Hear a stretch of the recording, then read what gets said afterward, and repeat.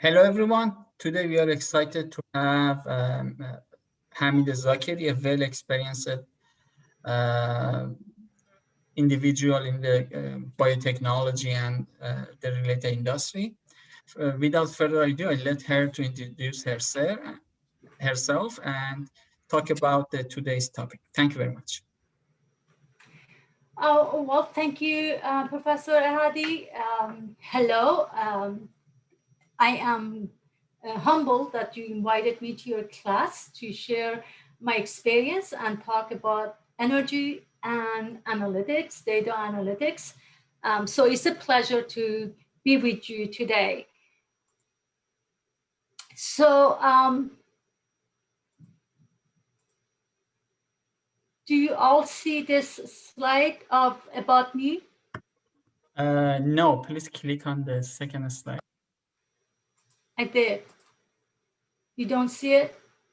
We just see the first slide, energy and data, but That's interesting because now I am on the second slide and you should be able to see that. Let me move it to the other screen. I'm working off of two different screens. yeah, we see that. Now you see the, okay, awesome. So we don't see the bottom of your screen, but okay, now we see everything. Awesome, very good, awesome. So this is my story. This is about me, where I was, what I did, and so basically, I started my career as a career scientist, graduating from college. Right after college, working for different biotech, big pharma, and academic institution. I started my career working at Monsanto, which is an agricultural company. I've worked on testing chemical in support of FDA, APA approval. And after 3 years, I was recruited to work on human genome project at Washington University School of Medicine. There I worked on all kinds of genes, on human genome, mapping human genome, and I worked on SNP. Those are markers that distinguishes different diseases, distinguishes different population. And during that time, there was a case of O.J. Simpson, and we, with the DNA testing, we could pinpoint exactly which like category of population, whether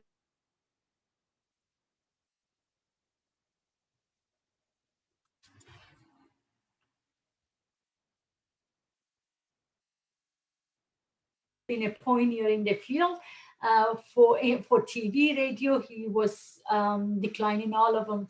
And anyway, I had so many publications there at PubMed, and National Institute of Health. And after that, during that time, I was managing a sequencing core facility. And it's just, I have always worked hard and strive to do better.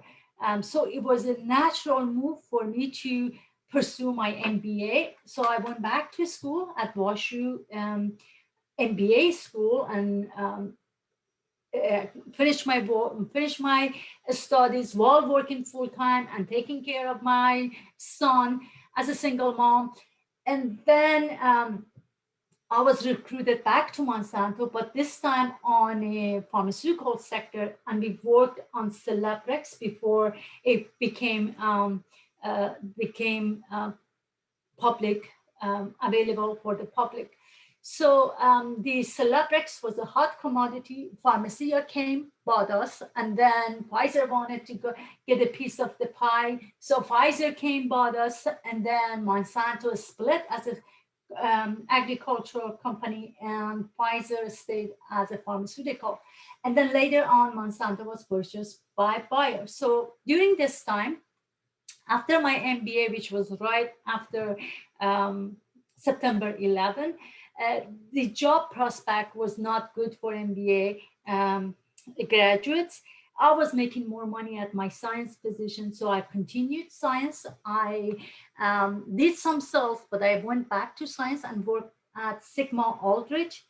I engineered cell line to be used for therapeutic, to be used for drug discovery, and actually the cell line, a couple of not couple, maybe 5 cell lines that I created, engineered. They are still on their website. They're still selling them across the world. And then I worked so hard, I was burned out, and I just wanted to do something different with my life. I was not bound by I have to work to get money or something. So I wanted to do something that fulfill my life. And I looked at so many different things. I actually got my license in real estate as well, and I was teaching. I started teaching at her store. And then continued working, teaching at Webster University. And actually, one semester, Webster University invited me to go to the China campus, and I taught international business to 2 cohort group there. It was tough, but it was awesome experience. I traveled through China and saw different places. It was just awesome experience. And so when I came back, I felt like I wanted to do something extended my experience, and I felt like analytics was the something that would fulfill my interest. So I got a graduate. I signed in for a graduate certificate in data analytic at Webster University. I finished it in a year, and since it was a career change for me, I didn't mind to start from ground zero. I applied for an internship. I got hired by Spire.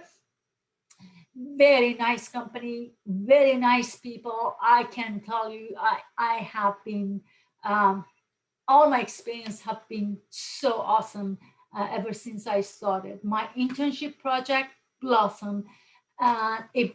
It brought revenue to the company, and they hired me after that. And then shortly after that, they promoted me. And less than a year later, they promoted me again. So basically, I am making more money than when I was scientist with 20 plus years of experience. And I am so happy because the company is so nice. People are so nice, and I'm making a big contribution. So the thing is, I enjoy doing what I am doing, and I make good money too. So hopefully your future would be the same as well. So what do I do? Basically, I am an analyst. So I work with data all the time, and I analyze them, I visualize them, and I try to make a sense of what these data are telling us. Um, at Aspire, we Aspire has so many customers, about close to 2 million customers. And we serve all different territories like Missouri, Alabama, and Mississippi. So I'm constantly working with different types of data to visualize in a way that the directors, managers could look at those and pick category of interest and see how their business are doing, and see whether they are meeting those objectives that they set in the beginning of the year. For example, recently I made some dashboards for um, Alabama, Gulf, and Mississippi, where the managers for example, residential customers or commercial customers could see where they are standing compared to the goals that they set up for the early year. So they can monitor their goal, and they can see which county, which zip code their business is growing. And they actually can see which sales rep within their team is contributing more to each business. So these are important for a business to flourish, important for increasing the customer base, and it's important for the vitality of the business. I'm sorry, I can't share the dashboards or workbooks that are created because of the confidentiality. However, I can share with you a couple of very simple uh, dashboard that I made last year. In the beginning of the, one of them was last year, one of them early this year. And so if you go to, I've worked with Tableau a lot. I mentioned that there are some tools that you can use: Tableau, Alteryx, Salesforce, R, and Python. I recommend that you familiarize yourself with uh, all of these, get some general idea. So when you have a question, when you have a problem, you know, you at least you know which one of which tool can help you to answer that question, and then you can go learn more and practice more to fulfill that. So I've worked at since I work as at Spire Energy, that's a natural gas company, and um, something that I did first, if you see in here, I have this, I put the link in here. These are linked to Tableau Public, where people can create their workbook and put it for the public to view and learn. In here, I compared the benefit of natural gas with propane. If you're familiar with propane, one easy example of that, these are the tanks that you do barbecue. And this will show the difference in price, how much it would cost you to use natural gas for grilling compared to propane. So it's cleaner, it's safer, and it costs less. So basically, natural gas, the benefits of natural gas is that it is abundant, is readily available, it costs significantly less than electric and other source of energy. And because of the fracking, because now we have access to them, that's why it's so much cheaper for us to use it. And it's a clean source of energy compared to electric. With the electric, a lot of energy gets lost during transportation, while natural gas is almost 90 something percent pure, with less energy loss. So, and then the other workbook that I have in here, last year, the COVID hit, and it was early on, New York was high. And so I wanted to see how bad our territory like Alabama, Mississippi, Missouri are doing.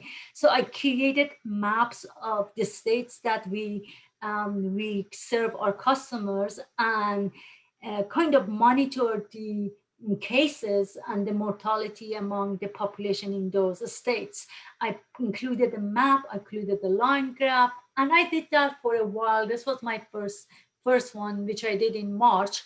And then I kept it for a while, and then everybody was doing it, and I felt like, okay, those are much some people, they do this is their job, and they are doing a lot better than me. And I just stopped doing that, because now all the media, after that, all the media news started showing similar stuff. Anyway, so that is a couple of examples that I did. Again, those are very beginner, elementary dashboard that I made. So if you like to learn more about the data and the stories, basically datas are, maybe there are stories with a soul. So the whole purpose of the data is to to answer a question. So when you become a data analyst, your goal is to answer questions. And those are the questions that you either come up with, or you check with your audience. Who are your audience? Your bosses, directors, managers. You talk to them, you meet with them, and you ask them, what is it that helps them to make informed decision? And then based on that, you come and you make different visualization, and off of those visualization you make dashboard. And this dashboard have to be so simple and so informative that the management don't have to guess. Basically, These are some of these are in here. I have some examples of website that you can go and look at these various state-of-the-art dashboards that you can learn basically if you are in the energy sector, if you are in the wind sector, if you are in city, or if you are interested in the COVID cases. These are a state-of-the-art dashboard that are created to answer the question that is in your mind. For example, in the COVID-19, you can put your state and see how fast the COVID-19 is growing in your state. What's the mortalities? Who are what age category are the patients? So these are the questions that might be in your mind, and you can go there and you could easily pick, filter based on your criteria and get your answer. So basically, the essence of data visualization is that your audience would look at it and quickly get their answers. It would be simple, and the answer would jump at them. You want, for example, to see sales this year, was it higher than last year or lower? So you can have year over year there, and you can color it green means higher, or you can color it red means lower, or you can put the arrow down or up, something that jumps at the audience quickly, and they can see that answer, that this year we did better than that last year. Those are called KPI things, by the way. So with the data, you take the data and you tell a story with those data. So why is it so? These are all cool. So why should you care? Well, you are data analyst students, right? You There are so much data, big data, and you need to analyze them. When you get a job, you need to work with this data. They are good for targeted marketing. They're good for management to make decisions. There are even people use some of these data to look for job. I have my coworker who made his resume in Tableau. What does that mean? And he posted to his website, to his LinkedIn. That shows that he knows Tableau, and he put his resume on that. That is proof that he knows how to work with that. So licensing helps, definitely. That means that you put the effort in and you took the exam and you became a license. What you see in here, these are hot, hot, hot. You learning R, Python, Tableau, Alteryx, Salesforce, those are the things that gives you job. Luckily, data analysts are in high demand. This is an unmet needs that everyone is hiring, and they get paid well. So to stand aside from the other applicant, you need to build your inventory of all these tools, at least get familiar with them, what they are. Everybody says that they are doing machine learning. Machine learning is a buzzword. AI, artificial intelligence. At least get to know some about it. So when you are asked, even if you have not worked with it, you have some idea, and you can always show that you are eager to learn and you are eager to contribute to the business bottom line. So most people are saying that they're using a state-of-art analytics, but they're still stuck in Excel and PowerPoint. PowerPoint is okay because now I'm using PowerPoint to convey my message with you. But Excel, really, I work with Excel when I cannot do things in Tableau. Excel is, to me, is like introductory. Uh, Everything that Excel does, you can do it in Tableau. The visualization is so awesome. Excel is just humongous. The, like, let's say 100,000 line in Excel, you can see it in Tableau in like one bar chart, and it's just easy to see. And you can have filter that you can click, and you can see your residential, you can see your commercial, you can see which county you have more customers, which county makes. You can use census data. Go check census.gov. I should have added to my to here, data.census.gov. There are massive amount of data there, and I use them on a regular basis too. For example, I like to get demographic of our customers. Where are more, for example, affluent customers? Where are more young customers? So when you do marketing, you market based on the customer base that you have. So your professor can share these link with you, and you can just go and check them out. Let me, for example, let's go look at this one. Hyperlink.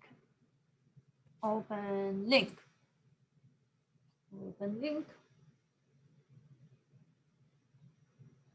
That takes you to John Hopkins. In the beginning, John, when I did my data on that COVID thing, I used dataword.com.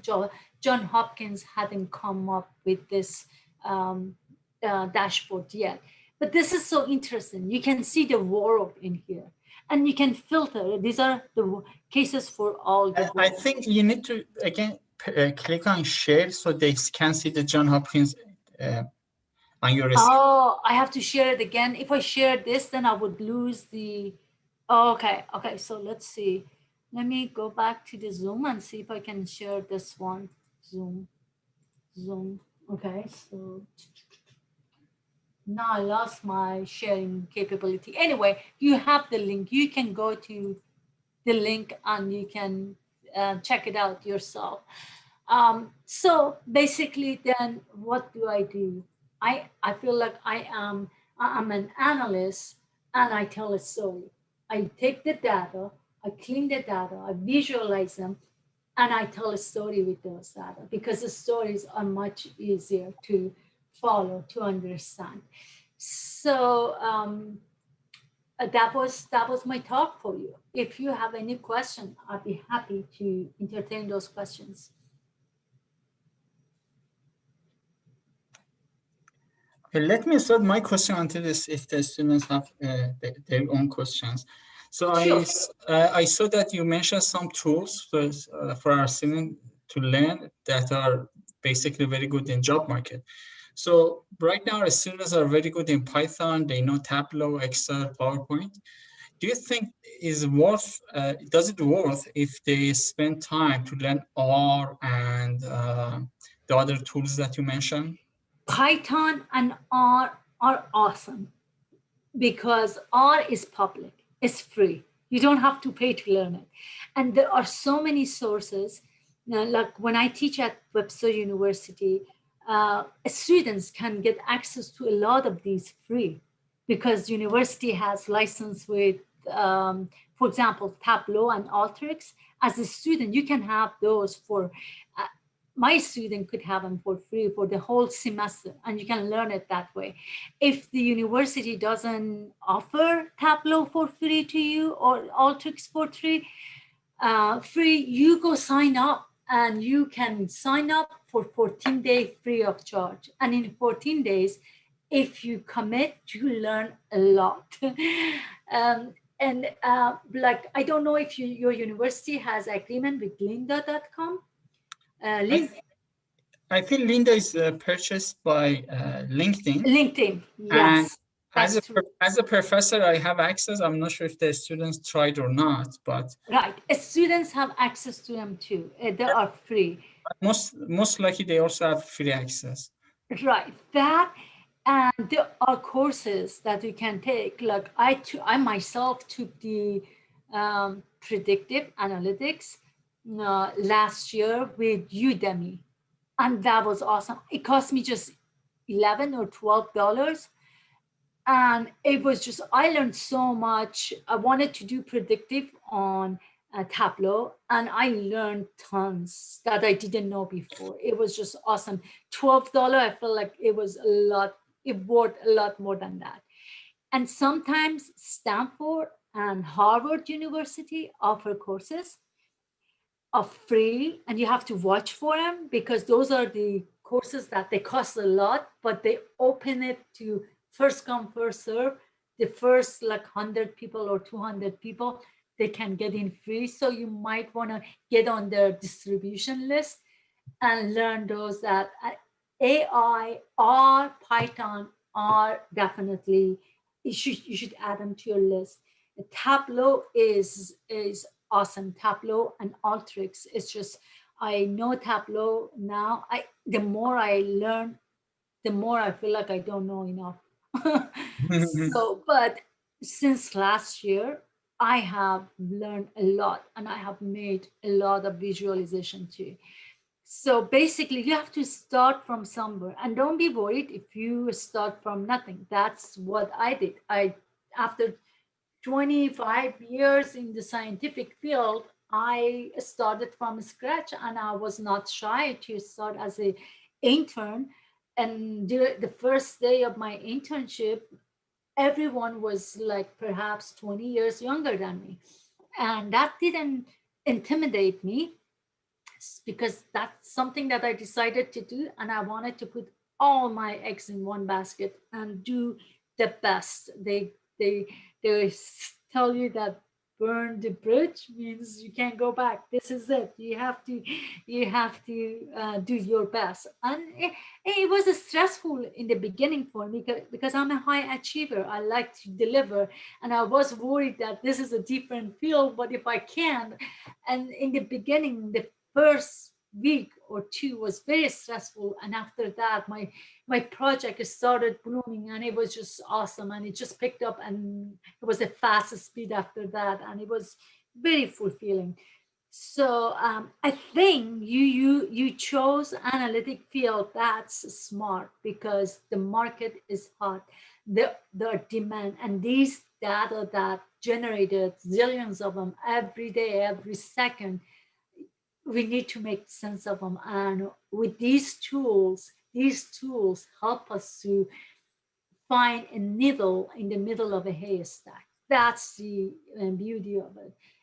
Anywhere you go to work, this tool could help you to understand the business, understand how to run the business, how to improve running your business, and all that. Okay, that's wonderful. Thank you. It's very inspiring that you start as an intern after years of experiences. I mean, it should be inspiring for our students. My family was laughing at me, and they said, "You're going back to school. You already have a bachelor degree, two master's degree. You're going back to school." I love learning, and what I love more is to put that learning into work. When I learn something, I get so excited. I quickly do something with it and share it with those who could benefit from. So if you are learning R, if you are learning Python, quickly do something with it, experiment with it, and get a snip of it, get a picture of it, put it on your resume, say you learned this and you did this.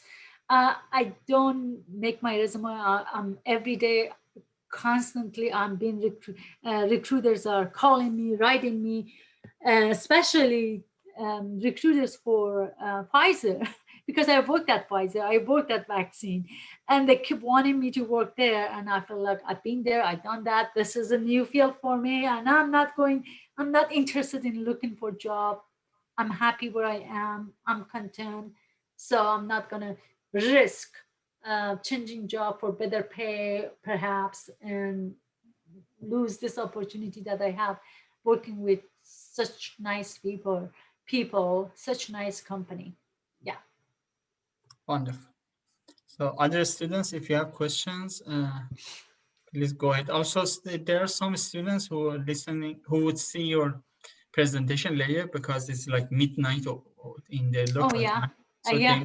they might reach you later if they have questions. But the students that are here, if you have questions, please, I mean, just raise your hand or just use your microphone and ask your questions. Hi, Professor. Can I ask questions? Sure. How do you I, name? Yushi? Yusho. Yusho. Okay. Yeah. I mean, if you are dealing with a really large data set, how do you get started? I mean, if they have hundreds of features, are you gonna deal with the features with your domain knowledges, or you just with your experience to select some features from the large data set? I mean, if you do this way, you may have the potential to lose some, like the feature that have correlation with the target, right? That's an excellent question. Yes. So this is the thing. For example, before I even start working on a workbook or making a dashboard, I interview my audience. I during the meetings that I have with directors, VPs, management, I hear their voices. For example, the manager says, in this county, we are losing some customers. Oh. And I don't know what's going on. So to me, I feel like, wow, let's answer that question, because sometimes you don't know the answer. Otherwise, it would be easy to answer it. So you come and you uh, write down or you analyze what could contribute to your customer base. Okay, so you feel like, okay, I can look at the population data. Maybe the population is shrinking, that's why I'm losing my customers. So that would be one category. Then I can look at the for example, the demographic, the education, the number of households that are living there, or if these that I'm saying, like population, number of household, education, these are all coming from census. You can get them from census, and you bring them into map, and you feel like, okay, so the population is growing in this county, and therefore we should emphasize, do more marketing to attract more customers in this particular county. So that would be, then I go to our data. We have a data we call them self BI, business intelligence team. They are the one that they go into warehouse and they grab the data for you. And as you mentioned, there's zillions of features there. Which one would you take? So in the beginning, you decide, for example, I want all our customers. So I want their account number. I want their name. I want their zip code. I want the county that they live in. I want to um, let's say how much their bill is. So you come up with a list and you tell yourself, BI, these are the features, these are the fields that I like to see on my data source. So they go to the data warehouse and they grab just those data that you ask. And then you bring those into your visualization, into Tableau, into Alteryx, and then you try to visualize them. Sometimes during this visualization, during this data analysis, you realize that, it would have helped me to know how long this customer has been with my company. I don't have that field. So you go back to business BI team and you say, can you add this field to the data source? Otherwise, if you bring all the data, every single data, millions of line of data, it slows down your process. When you try to do something, it takes forever. So you're filtering what you are interested in. And on top of that filter, then you can do further filtering. You probably filter based on just this year 2020. And that narrows down your data source. So that's how I do it. Yeah, that's really helpful, because I'm deal with the data set that about the healthcare field. So there's a lot of medical features that I'm really not familiar with those data. So that's right. Yeah. So first you have to find out what question you're going to answer, and then try to understand what tools, what fields, what features are the ones that could help you to answer that question. Then you are filtering zillions of data into maybe million of data. And then start play with it. When you play with your data, then you understand that, oh, I could have asked for this, I can do this. It open up so much opportunities. And sometimes I tell you the truth that sometimes even management don't know what they want.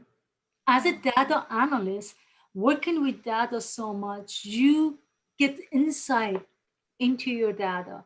And then you can share with management, oh, I figured out this could help you. And then they could look at it, oh yeah, that's great. Because sometimes you're so focused on what you're doing, you have this peripheral vision, you don't see others. And as a data analyst, you open up your mind, you consider the all different opportunities, and that comes with being exposed to different tools, knowing what tools can do for you. So when you need to answer a question, you have some idea. For example, in here, Tableau could help me. In here, Alteryx could help me. In here, R could help me. But now it's interesting because you can integrate R into Tableau. And Salesforce bought Tableau. Now I used to work with Salesforce. Now all Salesforce data, I can get them into Tableau too. So it's just familiarize yourself as much with as many tools. You don't have to get deep into the details. Believe me, when you get a job, you have the opportunity to dig into details. You just have to have some knowledge that and willingness to work with. Okay, thank you so much. You're welcome. Professor, I have a question regarding R and Python. I got some knowledge regarding Tableau during this semester with Professor Hamid. But I'm interested to learn R and Python as well. So is there any sequence, like if I learn R first, then it will give some sort of advantage in learning Python? Or if I learn Python first, then it will give some advantage in learning R? Is there anything like that, or I can start with any one of these? And You can start any of them. You can start any of okay, them. And I hear Python is easier than R. So start with Python then. okay. And one more question is, like in doing research, say for example, in PhD or any kind of academic research, which programming language is more helpful? R. R, okay. R. I told you, you can use R in Tableau as well. You can use them in Alteryx as well. And it's free, it's readily available. If you are working in, let's say you do research, you do work for academia, a Tableau license is so expensive. It's like 10,000 or at least that much. And usually institutions are not that rich. Your PI or principal investigator probably doesn't want to spend that much money on every graduate student to learn. Definitely that is a good tool to learn. It's a statistical analysis. It helps tremendously. I don't know much about R. I know a little. I know statistics, and I understand how it's work. But the R language actually is on my to learn list as well. I know a little, not a lot. I'm not a programmer. I was a scientist for 25 plus years. And it's just 2 years that I'm in, 2.5 years that I'm in this field. It's just like, I feel like I am overloaded with so much information. I'm like constantly learning, and I feel like I don't know anything. The more I learn, I feel like I don't know anything. So I start from somewhere. Sure. Thank you. Thank you for your You're welcome. suggestion. Good luck. Good luck to you all.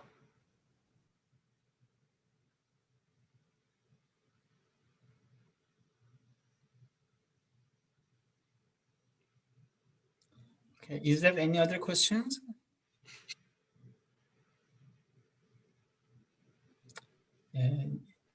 I have one more question. Okay.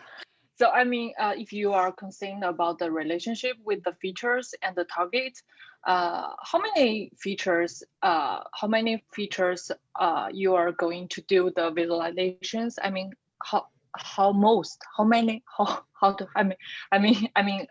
we can see like 2 features relationship in one picture, right? And maybe 3 or 4. I mean, how many at most do?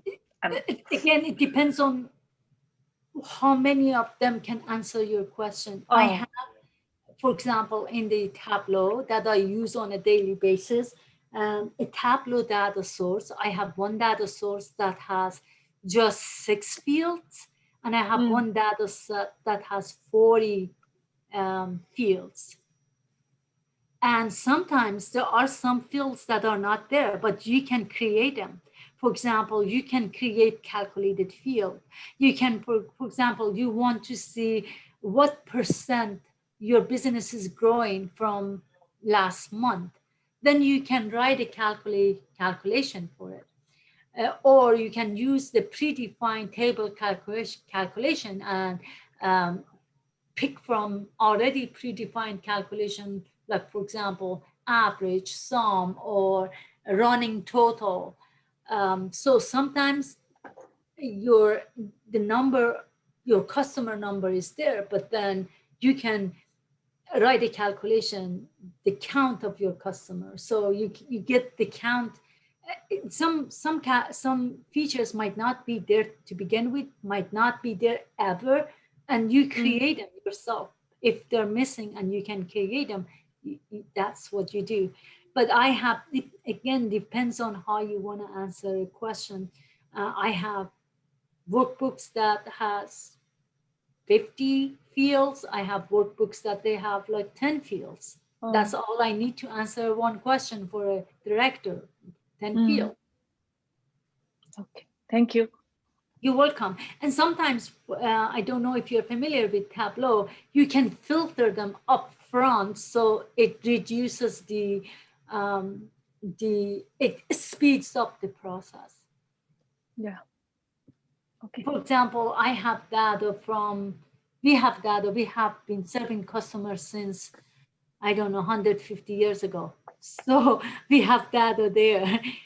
And now if I bring all those data for like 2 million customers for this many years, my computer crashed. So from the beginning, I filtered just, for example, just 2020. And that reduces all the, yeah. Okay.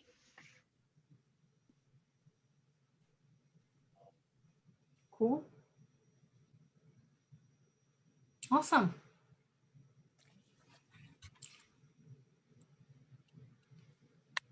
Okay. Thank you very much. It was our pleasure to have you. A very informative presentation, and I believe my students really enjoyed. Thank you very much, and I really appreciate your time and the well-prepared presentation that you provide. Well, thank you very much for inviting me. Feel free to connect with me. If you have any question, I'll be happy to answer. Take care. Best of luck to you all, and wish that you land where you want, what you want to do. Good luck. Thank you so very much. much. Thank you. Thank you. Bye-bye. Bye. Bye.